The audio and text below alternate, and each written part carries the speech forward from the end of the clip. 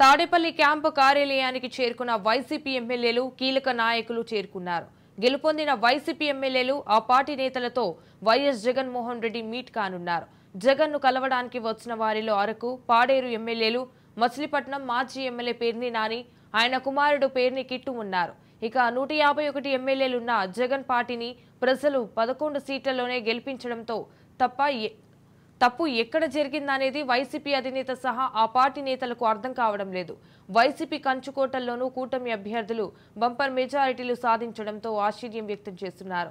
పక్కా 90% YCP ఓట్లు ఆ పార్టీకి పట్టున్న గ్రామాల్లోనూ కూటమికి మెజారిటీ రావడంతో తలలు పట్టుకున్నారు.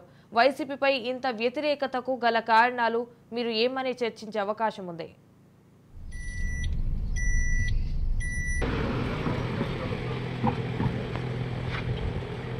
ఎవరెవరు ఉంటారు ముందు